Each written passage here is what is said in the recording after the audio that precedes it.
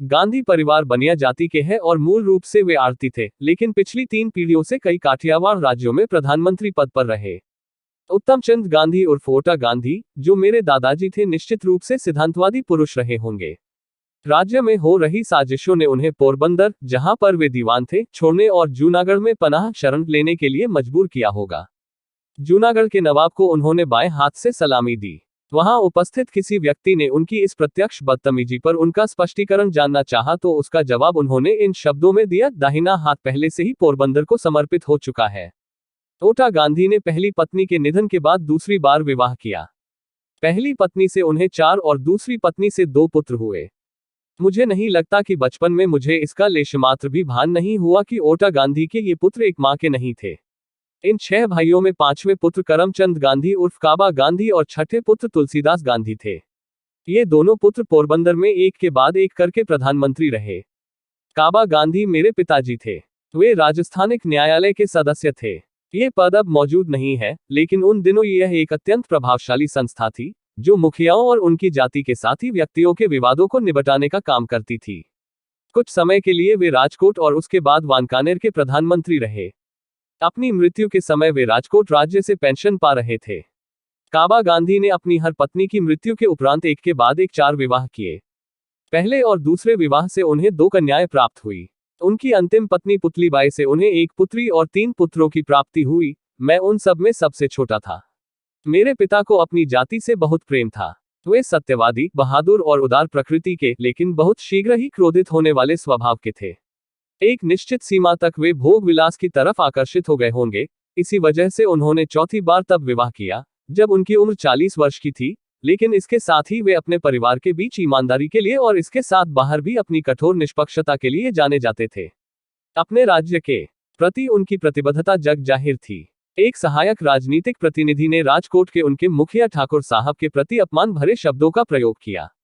उन्होंने उठकर उसका प्रतिवाद किया। प्रतिनिधि बहुत क्रोधित हो गया और उसने काबा गांधी से माफी मांगने के लिए कहा।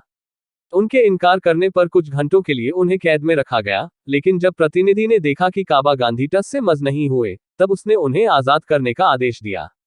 मेरे पिताजी का धन संपदा एकत्रित करने का लेश मात्र भी लक्ष्य नहीं रहा था। उन्होंने हम लोगों के लिए बहुत थोड़ा ही छोड़ा था। अनुभव के अलावा उनके पास कोई औपचारिक शिक्षा नहीं थी। ज्यादा से ज्यादा उन्हें गुजराती माध्यम में 5वीं कक्षा तक शिक्षित कहा जा सकता है। इतिहास और भूगोल के बारे में उन्हें कोई ज्ञान नहीं था, लेकिन उनका व्यवहारिक मामलों में समृद्ध अनुभव उन्हें उच्च स्तर का बनाता था, जहां वे अत्यंत गहन प्रश्नों का सरलता से उत्तर बताते और सैकड़ों व्यक्तियों का कुशलता से संचालन कर सकते थे। धार्मिक प्रशिक्षण भी उनका नाम मात्र का था, लेकिन जिस प्रकार की धार्मिक संस्कृति, जिसमें मंदिरों में अक्सर जाना और हिंदुओं को उपलब्ध विभिन्न धार्मिक प्रवचनों की उपलब्धता उन्हें मिली थी, उसमें वे समृद्ध थे। अपने जीवन के अंतिम दिनों में परिवार के एक मित्र के प्रोत्साहन पर उन्होंने गीता पढ़नी शुरू कर दी थी। प्रार्थना के समय वे इसके कुछ श्लोकों को प्रतिदिन जोर जोर से बार बार गाते थे। मेरी स्मृति में मेरी माँ की याद उनके साधु स्वरूप की अद्भुत छाप के रूप में है। वे अत्यंत धार्मिक प्रवृत्ति की थी। वे बिना अपनी नियमित प्रार्थना के कुछ ग्रहण नहीं करती थी। वैष्णव मंदिर, हवेली जाना उनके नियमित कर्तव्यों में शामिल था। जहां तक मुझे याद है, उन्होंने कभी अपना चतुर्मास नहीं छोड़ा। वे सबसे कठिन प्रण लेती और उन्हें बिना किसी परेशानी के पूरा करती। किसी भी प्रकार की बीमारी में भी वे इसमें कोई ढील या समझौता नहीं करती थी। मुझे याद है एक बार मां चंद्रायन वचन लेते समय वे बीमार पड़ गई थी, लेकिन व्रत के नियम पालन में उन्होंने कोई अनियमितता नहीं अपनाई। उनके लिए 2 या 3 उपवास लगातार रखना कुछ नया नहीं था।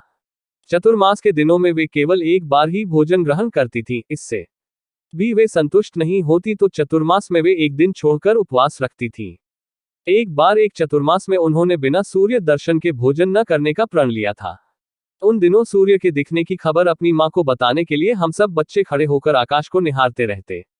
ये बात सबको विदित है कि घनी वर्षा के मौसम में सूर्य अपना चेहरा अक्सर नहीं दिखाता है।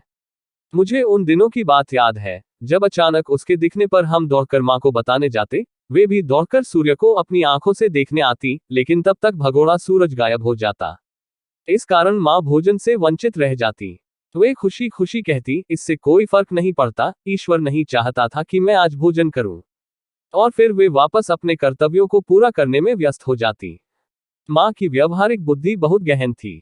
उन्हें राज्य के सभी विषयों का ज्ञान था और न्यायालय की सभी स्त्रियां उनकी बुद्धिमत्ता की कायल थीं। अक्सर मैं अपने बालपन का लाभ उठाते हुए उनके साथ जाता रहता था और मुझे अभी तक याद है कि वे ठाकुर साहब की विधवा मां के साथ बहुत जीवंत चर्चा में शामिल रहती। ऐसे माता पिता से मेरा जन्म पोरबंदर में, जिसे सुदामापुरी भी कहा जाता है, 2 अक्टूबर 1869 को हुआ था। मैंने अपना बचपन पोरबंदर में गुजारा। मुझे याद है, वहां मेरा स्कूल में दाखिला कराया गया था। बहुत मुश्किल से मैं पहाड़े याद कर पाया था। मुझे उन दिनों की ज्यादा याद नहीं है, सिवा इसके कि अन्य लड़कों की संगत में मैंने अपने शिक्षकों को विभिन्न नामों से पुकारना सीख लिया था। इससे स्पष्ट रूप से सिद्ध होता है कि मेरी बुद्धि मंद थी और मेरी स्मृति कच्ची थी।